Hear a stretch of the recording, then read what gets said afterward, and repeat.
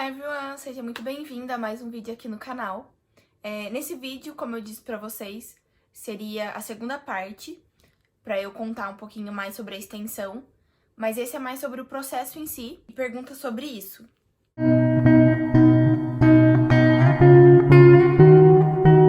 Bom, vamos lá. Você paga para a extensão? Sim, quando você vai estender, tem uma taxa que o programa cobra. Se eu estendesse com a mesma família que eu tô, a família paga essa taxa. No caso, se eu ficasse aqui mesmo. Como eu vou trocar de família e essa foi uma escolha minha, eu pago essa taxa de extensão. Quando você troca de família e é uma cidade diferente, quem paga a viagem? Bom, eu pago simplesmente a taxa para a minha extensão. Aí o resto, quem arca é a família. No caso, a minha nova host family tá comprando a minha passagem de avião para ir para casa deles, que é em outro estado. Só que essa taxa que eu paguei é praticamente o valor de uma passagem de avião. Então, meio que fica elas por elas. Como fica o aplicativo? Precisa fazer um vídeo novo? O aplicativo, eu precisei apenas inserir algumas informações novas sobre o meu ano aqui, sobre as minhas experiências com as crianças. Eu coloquei que eu já tinha a carteira de motorista daqui, adicionei algumas fotos com as crianças, crafts que eu fiz aqui com eles, coisas desse tipo, mas eu deixei o mesmo vídeo. Eu não optei por trocar, eu acho que daria muito trabalho para um segundo ano e eu acho que nem é necessário. Mas eu teria a opção se eu quisesse. Como foi o processo de extensão, entrevista em meio a essa pandemia? Bom, eu acho que foi a melhor escolha que eu fiz, até porque abriu muitas oportunidades. Em meio à pandemia, tem muita menina indo embora, não só brasileira, como de todos os outros países. Eu tinha amigos da Itália, de outros países da Europa, e muitas meninas desistiram pra estar junto com a família nesse período. E muitas meninas estão proibidas de vir para os Estados Unidos para fazer o intercâmbio de au pair. Então, acho que a lei de procura e oferta, eu acho que tá melhor para au pair, porque tem mais família procurando do que au pair disponível. Então, acho que esse foi um momento excelente para eu trocar de família. Esse processo de extensão do match, eu acho que foi bem melhor agora também. Não só pelo sentido do meu inglês tá melhor, eu acho que as entrevistas evoluíram muito mais, mas em relação à quantidade de família que entrou no meu perfil também, eu acho que foi uma junção das duas coisas. Eu acho que quando é pra extensão, o seu perfil chama mais atenção porque você já tá aqui nos Estados Unidos, você já teve um ano de experiência aqui, provavelmente você já tem a carteira de motorista daqui, e em meio a essa pandemia, muitas famílias não querem esperar até tudo isso acabar para ter au pair. Então, acho que isso abriu mais oportunidades. Entrou muita família no meu perfil. Eu tive contato com 18 famílias. Foi bem diferente do meu primeiro match. Eu conversei com muito mais famílias. Eu acho que na hora de conversar também, pelo inglês tá melhor, acho que evoluiu melhor. Eu consegui sentir melhor das famílias, o que eles realmente queriam, como eles realmente eram.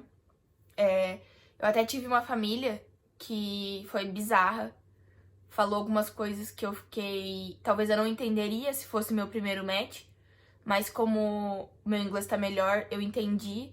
Ela fez várias piadinhas sarcásticas e eu não gostei. Fez piadinhas, inclusive, do meu Kansas. What? Falar mal do Kansas pra pessoa que ama o Kansas, tá de sacanagem, né? Já foi descartada na mesma hora. Mas brincadeiras à parte, mas não foi exatamente por isso que ela foi descartada, mas eu achei ela muito irônica.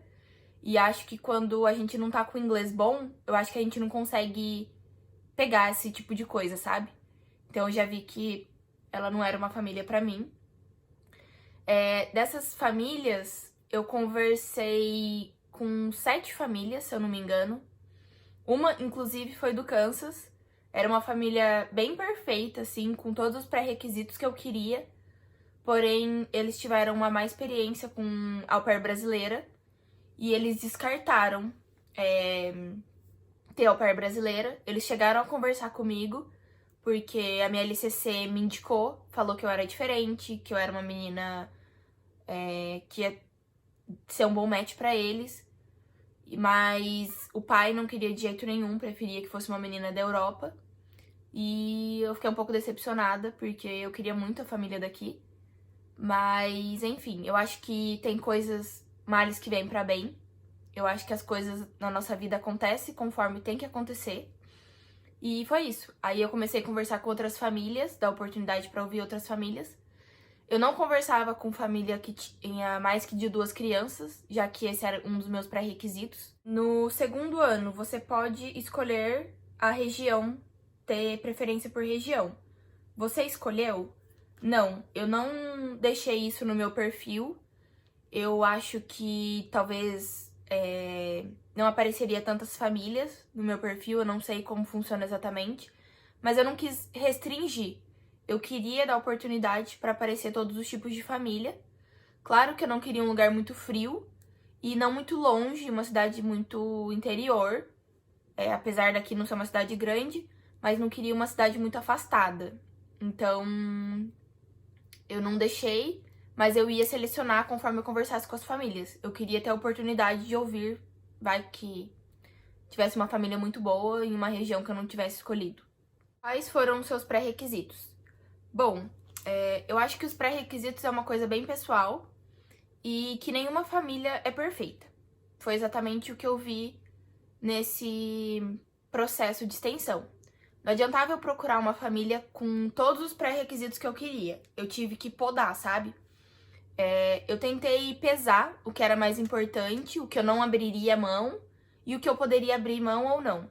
Então eu ia meio que comparando as famílias que eu conversava e via o que era melhor pra mim, o que era mais importante e o que eu poderia abrir mão ou não. Por exemplo, eu listei algumas coisas aqui. Eu queria até 2 crianças, isso eu não iria abrir mão. Não conversei com nenhuma família que tinha 3 ou 4 crianças, porque não faria sentido eu largar minha família aqui, que eu tenho um ótimo relacionamento, pra ficar com a mesma quantidade de criança. Eu tinha preferência por crianças mais velhas, então eu cheguei a conversar com uma família de Nova York, que era 2 crianças. Era uma menininha de 2 anos e um bebê. Eles eram uma família, eles estavam como minha família pra match, mas não era minha preferência pela idade. Então essa foi um dos motivos de eu ter escolhido a família de Washington. Eu preferi os meninos que eram mais velhos, de 9 anos e 6 anos.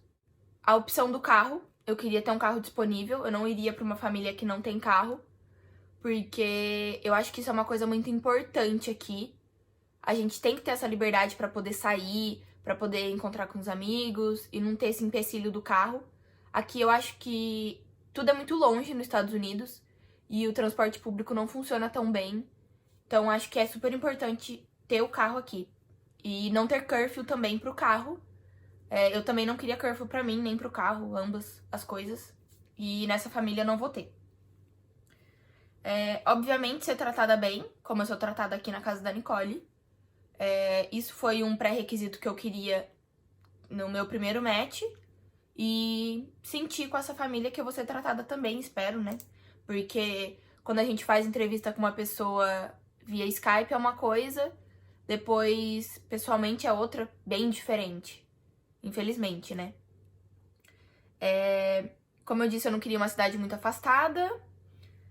Eu não queria uma família vegetariana e nem uma família indiana. Por que não vegetariana? Porque eu não sou vegetariana e eu acho que pra me adaptar seria muito mais difícil. Eu acho que a gente já sofre aqui no intercâmbio por vários outros motivos. E acho que sofrer por alimentação também acho que não seria muito legal. Uma menina que é vegetariana ir pra uma família que come de tudo é uma coisa, porque ela simplesmente não vai comer o que a família come. Agora, eu ser proibida de comer dentro da casa, coisas que eu gosto de comer, eu acho que é muito mais complicado. Então, não era uma opção pra mim. Na verdade, eu não tinha colocado isso como um pré-requisito, mas aí eu conversei com uma família que era da Califórnia. E na verdade ela era indiana e eles não comiam carne vermelha e porco. Na hora ela me perguntou se seria um problema pra mim. Na hora eu acabei falando que não, mas depois eu parei pra refletir e vi que isso não era uma opção pra mim, que não tem como. Eu como carne todos os dias, então como que eu vou morar numa casa que eu sou proibida de comer carne? Não tem como, é impossível. Eu até entrei em contato com uma outra família também. Na verdade, eu só conversei com eles por e-mail.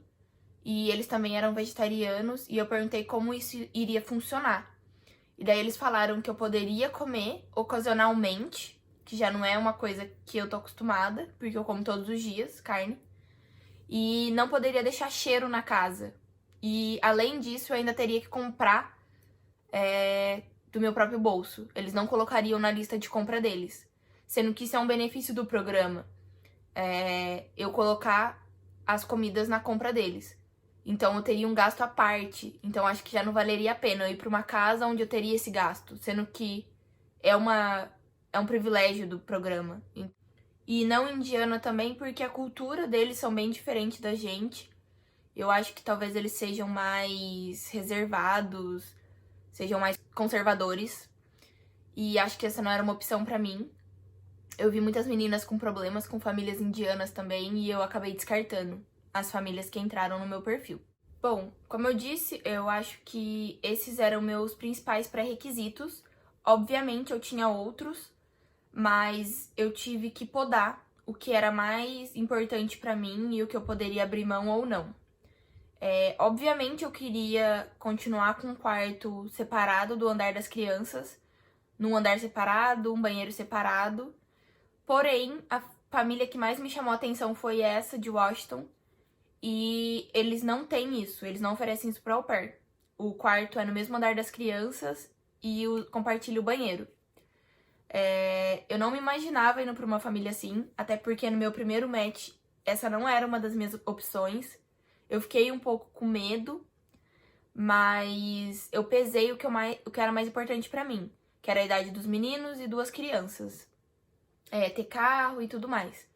E eu conversei com a antiga au pair, ela falou que não foi um problema pra ela dividir o banheiro com os meninos, que obviamente ela tem que limpar porque é menino e eles não têm muito cuidado.